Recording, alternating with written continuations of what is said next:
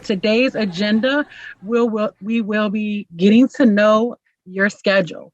So we'll be learning schedule features, schedule colors, setting recurrences on our schedule, blocking our schedule, and bulk and complete deletion.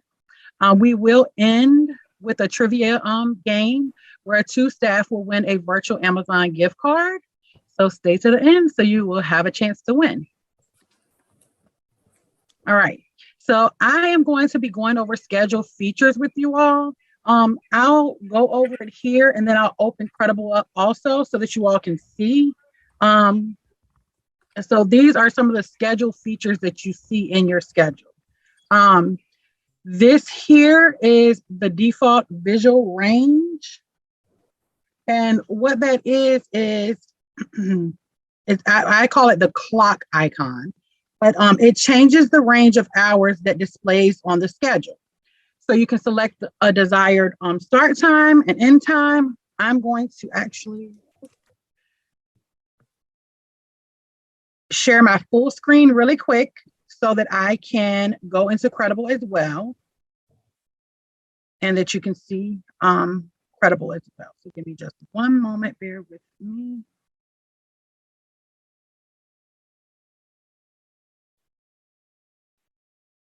Share my full screen.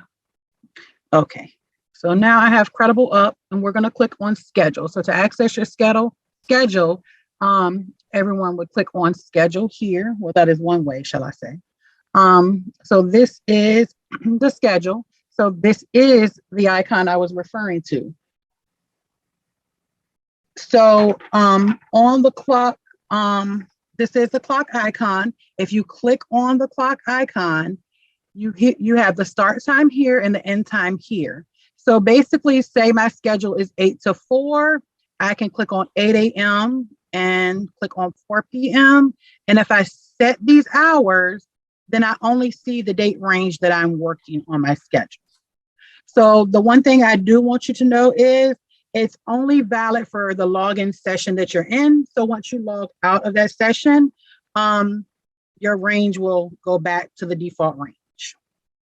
So another feature we have are these arrows here.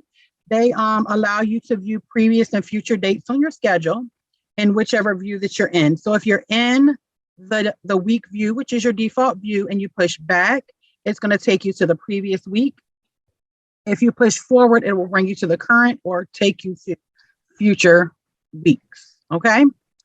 Additionally, you have the zoom in feature here, and this allows you to change the time here on the side of your schedule.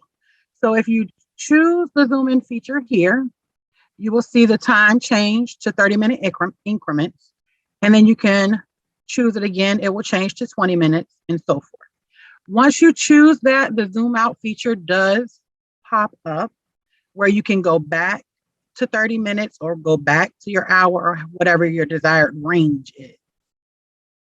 Additionally, you have the day view. So the day view is so that you can view your schedule for the current day.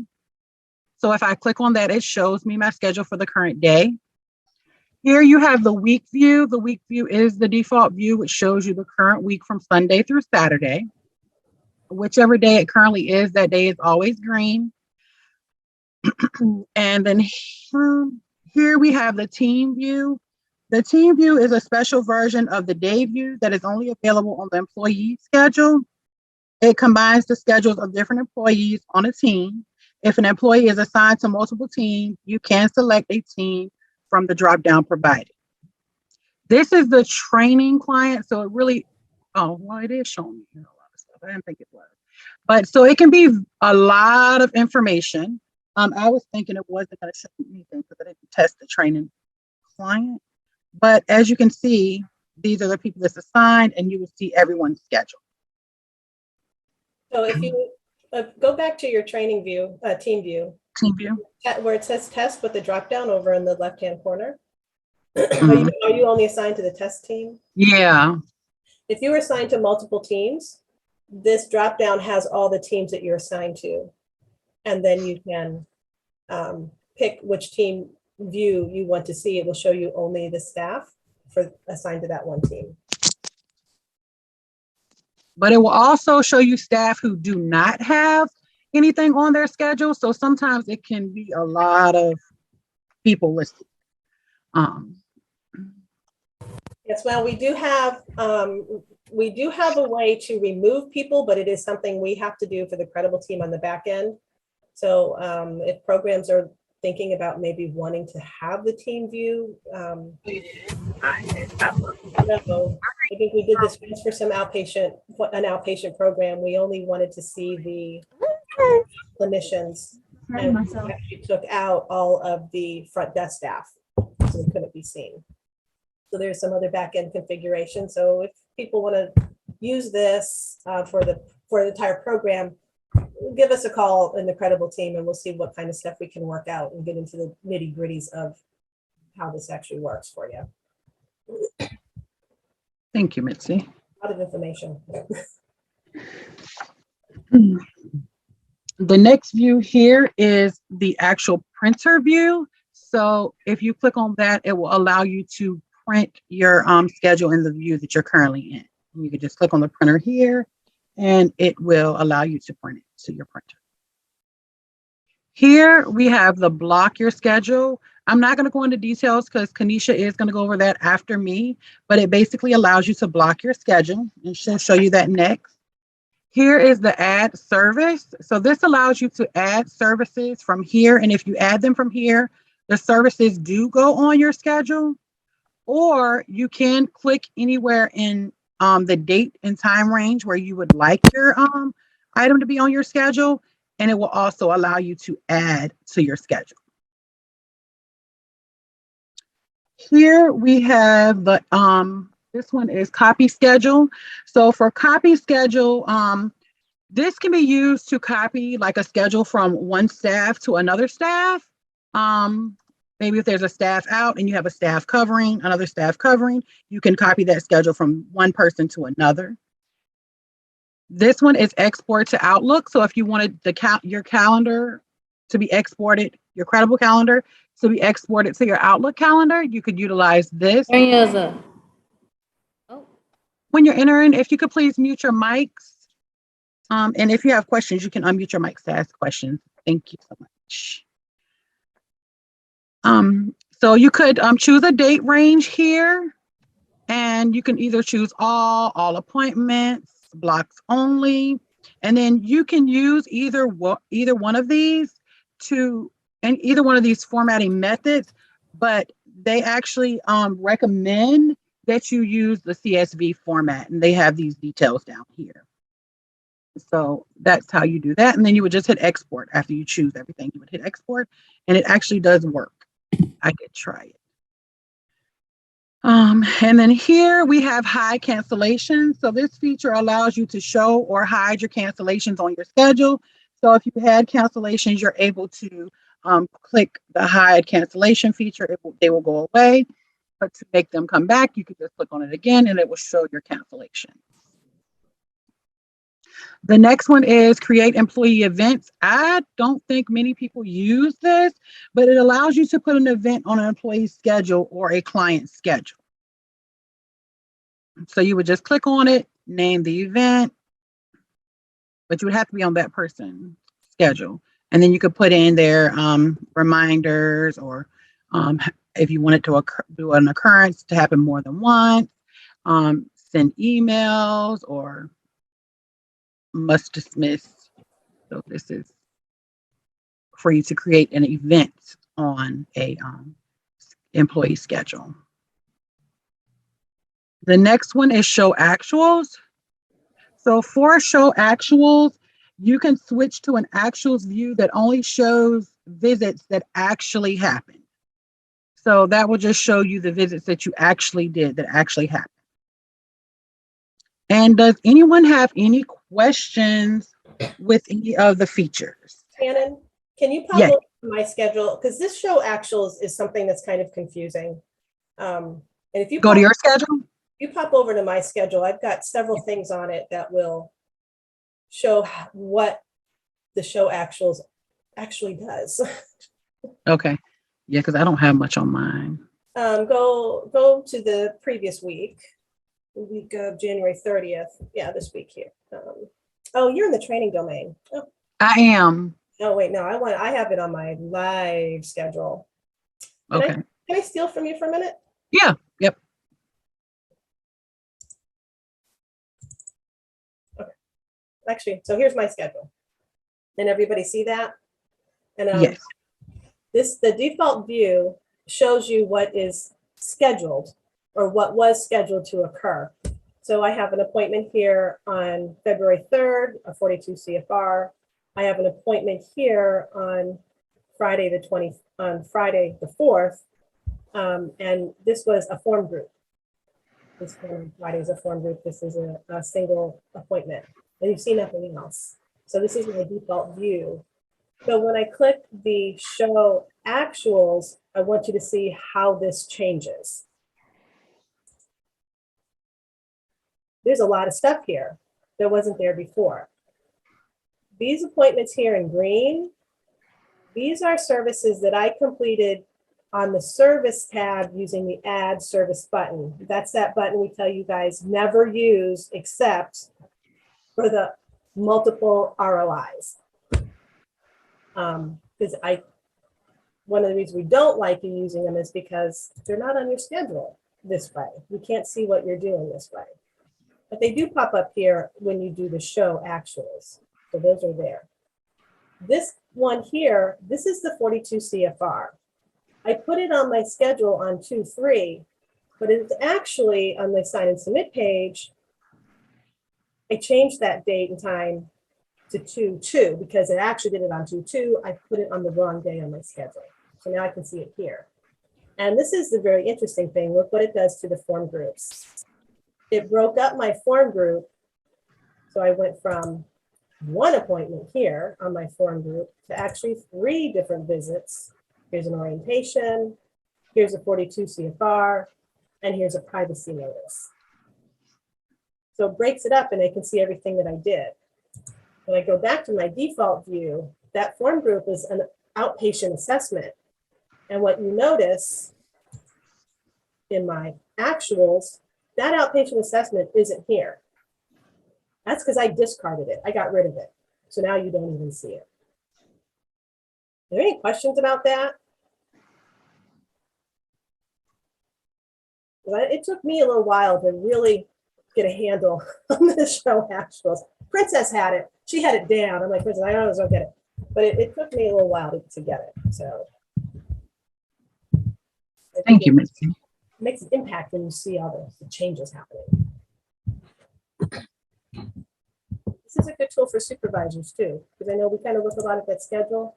We see how people are scheduled, but then what did they really do last week? And this is a good cue to you to see if you see all sorts of green things like this as managers, we know we've got people using that add service button, maybe when they shouldn't be.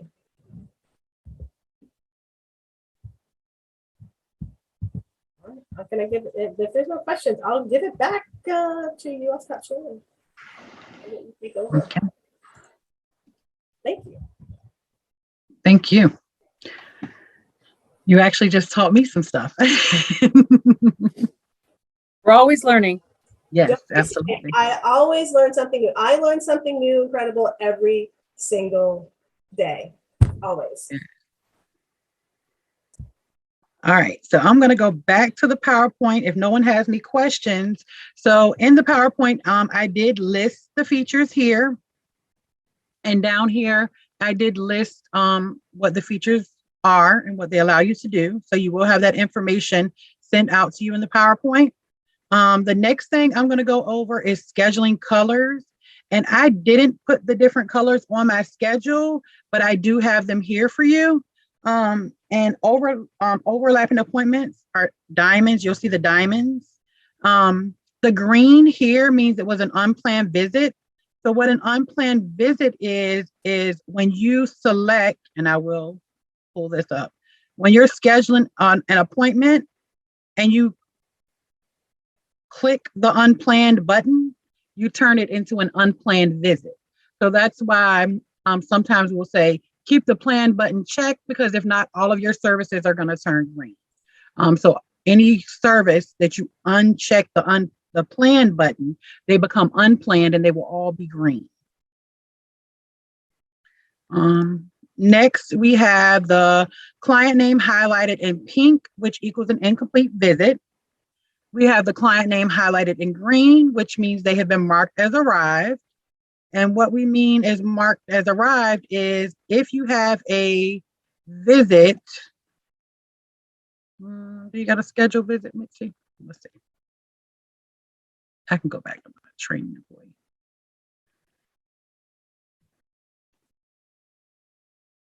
So here I have a scheduled visit. So inside this visit, in the status section, if it was marked arrived here. So at some of our locations, we have a front desk where there may be someone checking the clients in and may mark them as arrived. But if you didn't go in and change that status and do that service, then the client status will remain as arrived and it will remain on your schedule like this. Next, we have the red X. This means the status has been changed to cancel by provider, or a no-show. Next, we have the client name in black, which equals the completed visit. The link takes you to the visit details. So I do have one of those on my schedule. Let's see here.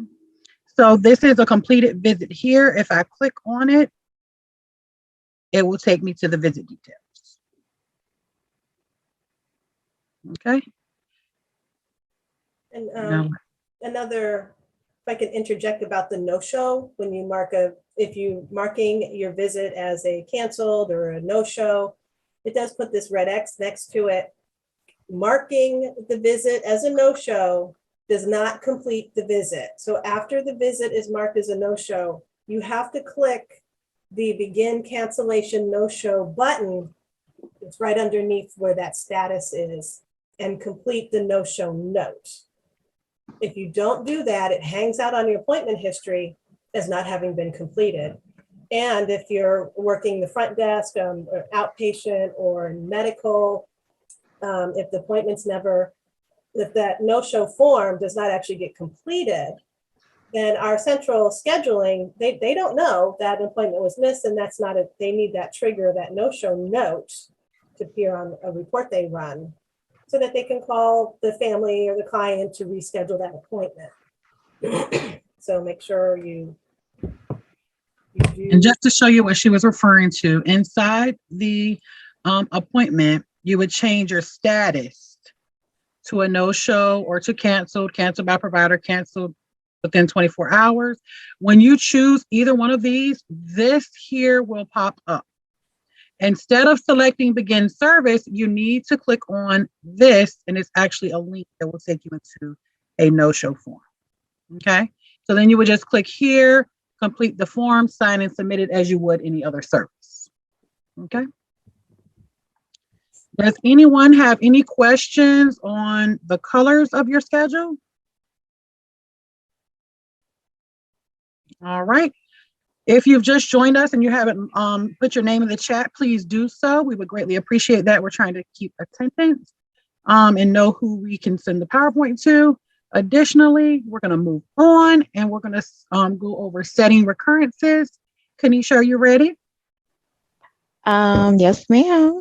All right, I'm going to stop sharing. Well, I guess I'll continue to share.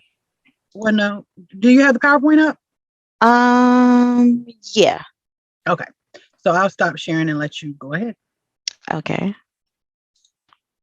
Okay. Oh, it says you disable the screen sharing. Oh, let me make you a co-host really quick. I'm sorry. Okay. Yeah, you don't have the, no, maybe she doesn't. What must see you in the list? Oh, here you are. More, make a co-host. Yes. Okay, you should be able to share now. Okay, let me see. Yes. Okay. So basically, I'm going to show you all how to set a reoccurrence. I don't really use this feature, so Mitzi and Shannon, if I say something wrong, please let me know. Setting reoccurrences Reoccurring visits can be scheduled for clients and for employees. So basically, what you want to do is go to your schedule, and you want to click on the day or the time, the date and the time range that you want to set your reoccurrence. You're going to select the client, or if the client is not in the drop down list, you're going to click on the ellipsis, the three dots. Yes, ellipsis. Yeah, ellipsis. And you're going to put in the last name and the first name of your client. I'm just going to use training client, and then click on filter or find, and click on the client. Then you're going to select the service type.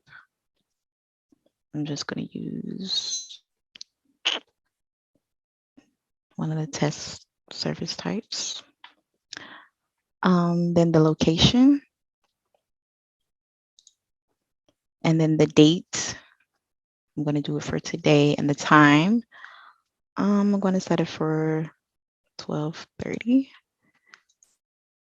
and do it for 30 minutes. And then put in your notes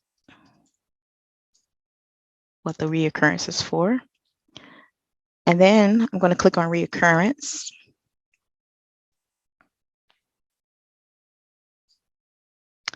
You can choose how often you want this reoccurrence to happen. You can choose the pattern for days, weeks, months, or years. You can choose for it to recur every 1 week, or 2 weeks, or 6 weeks. And you just click on the days that you want this reoccurrence to happen. So I'm going to interrupt you for just a second. Sure. When you click on the recurrence pattern, like days, weeks, months, years, your options underneath that line actually change. So Okay. days or months, or click on something else, and you see how the options change a little bit. Right. Day, can you do it for many days or every weekday? If you choose weeks or months, you have options of. Okay. Yeah. If you choose months, you can do the first day, second day, whatever of every however many months. If you get it's quite configurable, actually. Right. Right. You're doing well. Keep on. Proceed. Okay. So let's say I choose weeks. I'm just going to choose weeks, and I'm going to choose for it to recur every 6 weeks. And it's 6 from Monday through Friday. Then I will select the range for it to start today. And if you wanted to end by a certain date, you can put that in as well. Or it can end after a certain amount of occurrences. Let's say I'm going to choose for it to end by March 9th, 2022. And then I will click on save. And it actually brings up for the reoccurrence to appear in my schedule for 6 weeks.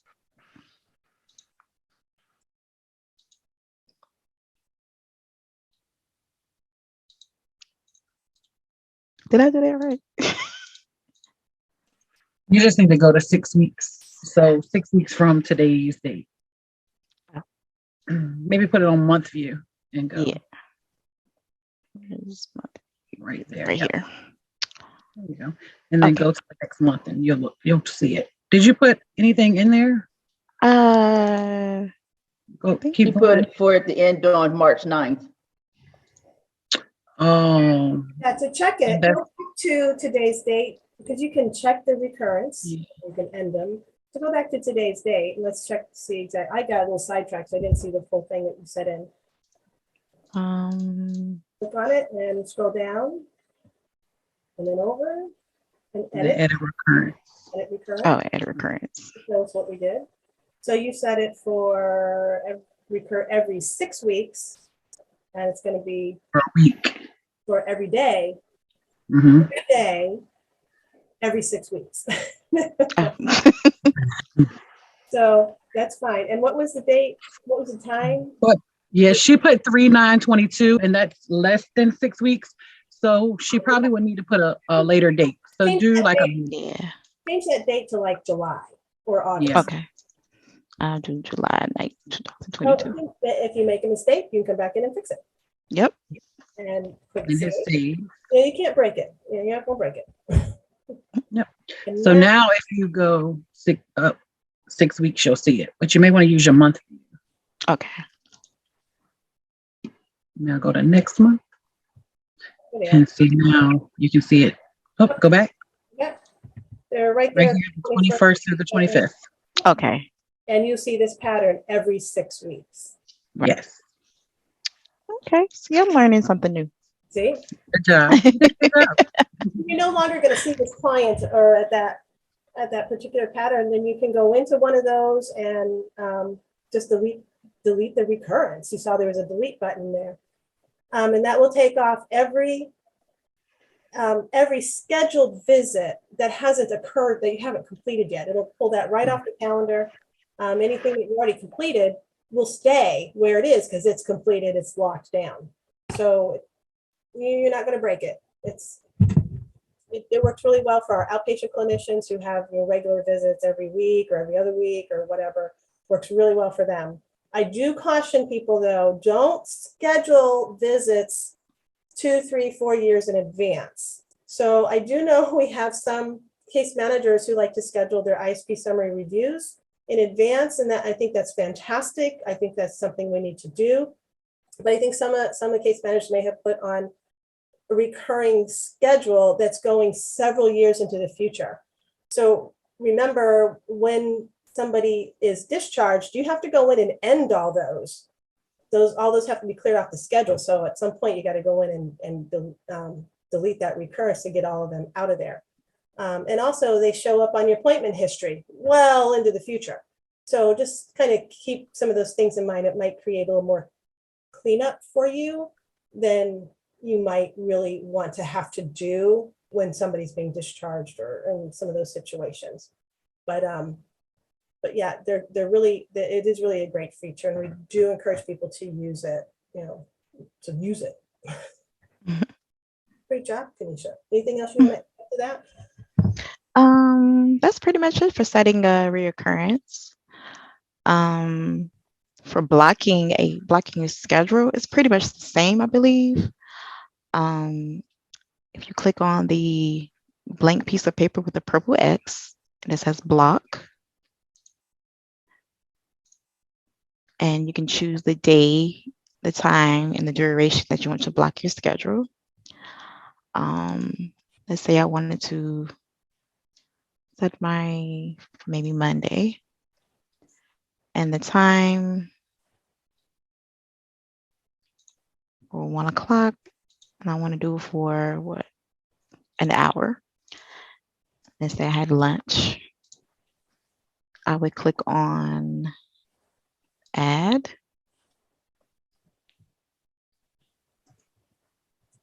So to see the block, click on the actual day. Oh, that's Go to the day. Or you can right. block in a week view and a day view, but not the month view. And there's the block. And then you can set it for to reoccur. Just like setting your reoccurrence, you can block your schedule for days, weeks, months, or year. So if you want to reoccur every week, every 2 weeks, every day, every month, or every year, you select the date and what you want it to end by. So I wanted to have reoccur every week, Monday through Friday. And click on save. Oh, gotta select an end type. I want it to end by a certain date. I can put that in as well. I'm just gonna say July. And click on save. And it actually blocked my schedule. So Kanisha, go to the week view. Yeah, You can see it for every day. there we go. Yep. That blocked my schedule for the whole week. And if you go to People use, oh, go ahead, Mitzi. schedule, proceed to the next week, Kanisha. It's getting kind of tangled up there. Proceed, and then you see how it's there. And people actually use the blocking feature for different things. Like, for example, Oh, people use the block feature for different things. Sometimes they may use it to say start of their shift and end of their shift. Some people use it for lunch. You can use it for any kind of meetings that you're going to. This is for you to block time off on your schedule for things that you may have to do. Sometimes people use it to block off things that they may have to do that's productive, but not necessarily incredible. So maybe you're working on something that's not done incredible. So you block that time off. That way people will know what you're working.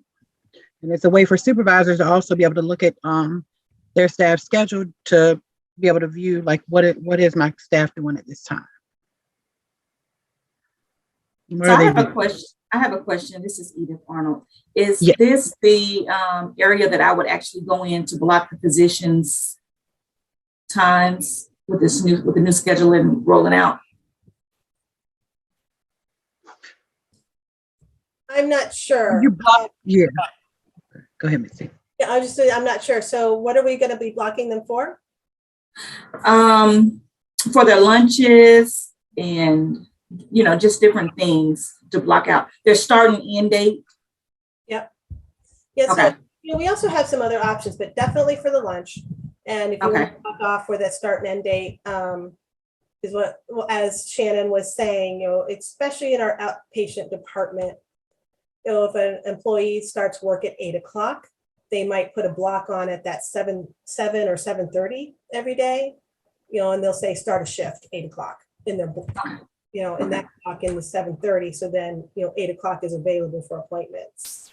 And then some people work, 8 to 4. Some might work on one day, and another day they work 7 to 3. So that's a good visual cue to put those blocks before and after the end of this shift, or the workday, I should say, probably, for central schedulers to know when is this person working, and I can schedule appointments. Something we don't often talk about, which it may be a topic for another training, is looking at templates and how to set up colored templates. You guys would not be able to set up those templates, but it would be something interesting to show you that we can set up templates that kind of notify people who are doing scheduling for you where I'm working, what hours I'm working, where I'm working, and what kind of appointments I can take on certain days. Like I blocked off Mondays for intakes, and Wednesdays are for some other type of activity. So that might be something we can look at sometime too. So I think we have a couple of options for you, Edith. But yes, I think what Amy might want you to do, yes, this is what she wants you to do, I'm thinking. Does that help you? Yes, I actually sent Shannon a message. We're going to meet after this meeting. So I need to block off some schedules. Yep. Thank you, though. Thank you. Good question.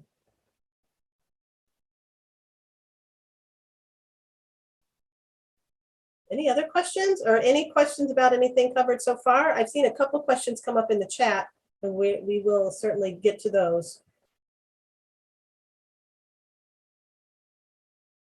If there's no other questions around what we've covered so far, we'll keep on going, and we'll keep a log of the questions, and we'll make sure that come up in the chat. We'll make sure we address those, at the end. We'll definitely get to them, I promise. Excuse me. Thank you, Mitzi. So Kanisha, are you finished? Or did you have anything else you wanted to say in regards to blocking, or? No, ma'am, that's pretty much it for blocking your schedule. Okay, so no one has any questions, so I will take the screen share back. And these are just it's just information in the PowerPoint in regards to blocking your schedule. Next, we have bulk incomplete deletions. And Mitzi is going to go over this with you guys. So, Mitzi, do you want to take the screen? I will. Do you want to tell me what to do, or how do you want to? I'm going to take this. Here you go. I am actually going to pop over to the training domain. Actually. Okay, so the bulk deletions, this is bulk incomplete deletion. Bulk delete of incomplete services. I can say this right. This is a long-awaited functionality, incredible. This is something I get asked a lot. You all know right now when you go to delete your incomplete services, if you're deleting them off the incomplete services list, you know you have to delete them one by one. Well, we finally do have the functionality that you can delete multiple incompletes out of your incomplete services list at a time. So we're very excited about it. The functionality has actually been available for a couple of years, but didn't work right. So they finally fixed everything. And right now it's in our training domain. And once we roll it out here at this training, I'm gonna ask Credible to turn that functionality on in our live domain. So hopefully in the next week or so, everybody will have access to do this. So you guys get the sneak peek because you attended our coffee with Credible. You get to see something before anybody else in the agency. So it's very exciting for you all as well. So I've got some incompletes that I need to get rid of. So I'm gonna go to, I go to my service tab. So when you remember, you all are so well versed with incompletes at this point, but when you click the service tab, and then you go to the incomplete services here, this is your incomplete service list. I know some of you like to go to your profile and hit your service list on your navbar, but you can also do it this way. So I'm going to show you my incomplete services list, and here is my list. I've actually got quite a few things in here. You'll notice this looks very different from what you're accustomed to currently. So it's a little bit of a different look. It's the same information, but it is this different look. These lines here can be moved if you need to see a little bit more, if it's like hiding something. But so you have your ID, the service ID, the client name, the employee, which is me, should be you, the service type. If it's too long, you can change that. Column size, but what service is, what the service is, what program it's in, the date on my schedule. Also, remember, if there's no date, if this is blank, that means you've used the add service button or you've checked that unplanned checkbox when you're scheduling the visit. That's what a blank would mean. The service start date and time, and whether or not it's a group. So pretty much very similar to what the information that we currently see, just a different format. There's a scroll bar here and takes me all the way to the end. And now I have these buttons here. As you know now, you see 3 different buttons. You see a delete button, an edit button, and a view button. But now they've combined them into this drop-down. You have an edit, view, and delete. So if you want to delete it the old-fashioned way and just do one at a time, you can edit and click the delete button. You get this big pop-up. This is another question we get a lot of, oh, I accidentally deleted an incomplete service. I need to get it back. Okay, we can't get it back. And this is telling you can't get it back. So then from here, we hit that delete visit button.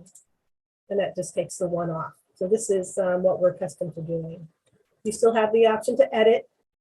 When you click the edit button, it takes you to the service, just like always. And you also have that option here. Let me scroll over. You have that option here to click the view button. I know some people like this view, other people don't. Like this is a bad one to view. Let's see.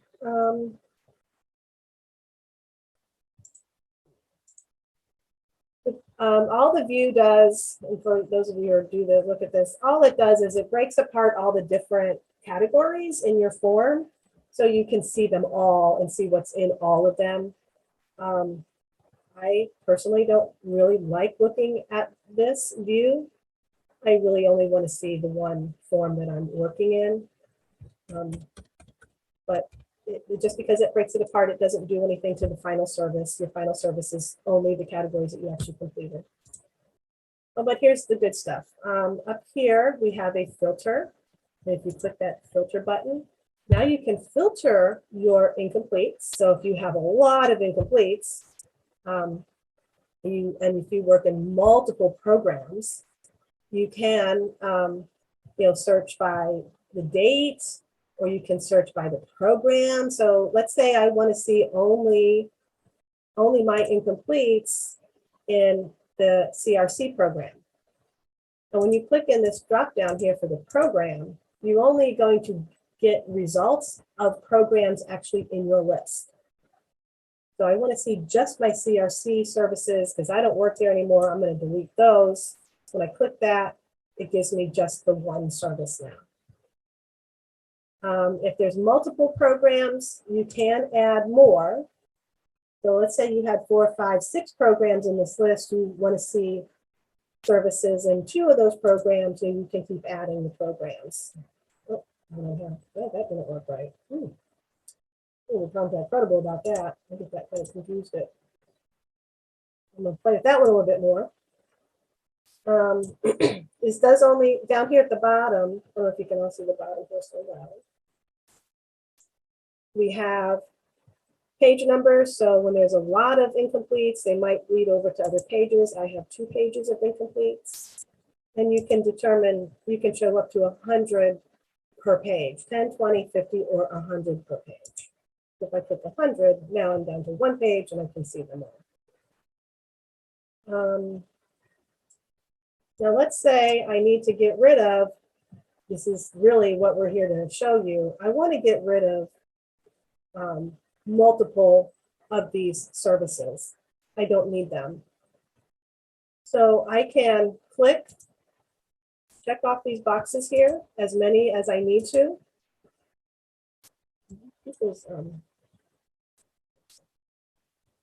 And then up here, I scroll up and I have this box here that says delete visits, and it says I'm going to delete 4.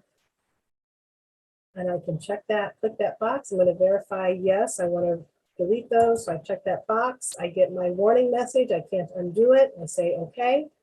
I delete the visits, and all 4 are gone. And I can, if I want to delete more, I can delete as many as at one time as I want. So remember, when you delete visits off the incomplete list here, that visit is still on your schedule. So I do always like to remind people that sometimes it's better to delete visits off your schedule.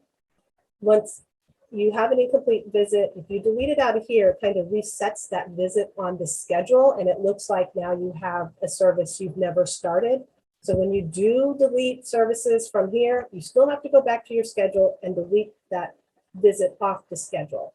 If you delete these incompletes off your schedule, it will take them off the schedule and off your incomplete list at the same time. So that's one of the caveats though. And the other caveat is this does not work for managers or supervisors who need to assist employees to clean up their incomplete list.